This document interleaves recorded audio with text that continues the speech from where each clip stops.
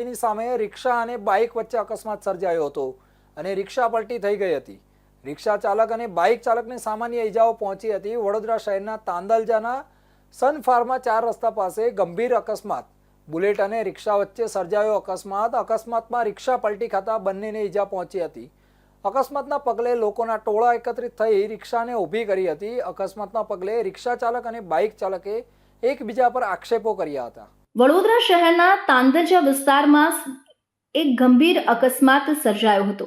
તાંદલજાની Sun Pharma 4 રસ્તા નજીક Tandalja police ચોકીની સામે એક બુલેટ બાઇક અને એક રિક્ષા વચ્ચે અથડામણ સર્જાઈ હતી। અકસ્માત એટલો જોરદાર હતો કે રિક્ષા પલટી ખાઈ ગઈ હતી। તદ્દન નસીબ જોગે રિક્ષા ચાલક અને બાઇક ચાલકને માત્ર સામાન્ય ઇજાઓ પહોંચી હતી, જેમાં કોઈ ગંભીર જાનહાનિ નોંધાઈ નથી। આ અકસ્માતના પગલે આસપાસના વિસ્તારોના લોકો મોટી સંખ્યામાં એકઠા થઈ ગયા હતા। લોકોના સહયોગથી પલટી થયેલી રિક્ષાને ઊભી કરવામાં આવી હતી।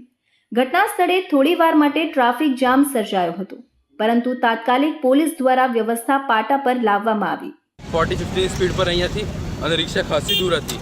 મેં આખો ક્રોસ થઈ ગયો। મેં સ્લો પણ બહુ કરી, પણ એટલામાં બી રિક્ષા મને રિક્ષા પાછળથી ટક્કર મારી છે। અહીંયા પાછળ મને રિક્ષા ટક્કર મારી, એમ ઠેકાઈ ગયો। કઈ રહો છો? કઈ મેં અહીંયા જીમસ હોસ્પિટલની સામે રહું છું। આ બધીથી લઈને આવતો તો આ ભાઈ એટલા સ્પીડમાં આવ્યા હતા બુલેટ લઈને, એવી ટક્કર મારી કે મારા સીધો પલટી વાગીને મારા પગ પર જ રિક્ષા પડી છે અને મારો છોકરો પણ મારી સાથે જ છે। અને આજુબાજુવાળા બધાને પૂછી જુઓ કેટલી સ્પીડમાં બુલેટ હશે। 80થી 90ની સ્પીડમાં બુલેટ હશે કમસે કમ। આગળથી ઠોકી છે, મારા રિક્ષાને બી નુકસાન થયું છે અને એ ભાઈ કશું નહીં, ઊભા પણ મને એને કરવા નથી આવ્યા। આજુબાજુવાળાએ મને ઊભો કર્યો છે। અકસ્માત બાદ બંને ચાલકોએ એકબીજા પર આરોપો મૂકતા વાતાવરણ થોડું તણાવપૂર્ણ બન્યું હતું। જોકે પોલીસ મોજૂદ રહીને સ્થિતિને શાંત કરી હતી અને બંનેઓને તાત્કાલિક સારવાર માટે નજીકના હોસ્પિટલમાં મોકલવામાં આવ્યા હતા। પોલીસે ઘટના સ્થળે પહોંચી આગળની કાર્યવાહી શરૂ કરી છે। પ્રાથમિક તપાસ મુજબ એકબીજાની બેદરકારીના કારણે અકસ્માત સર્જાયો હોવાનું મનાઈ રહ્યું છે।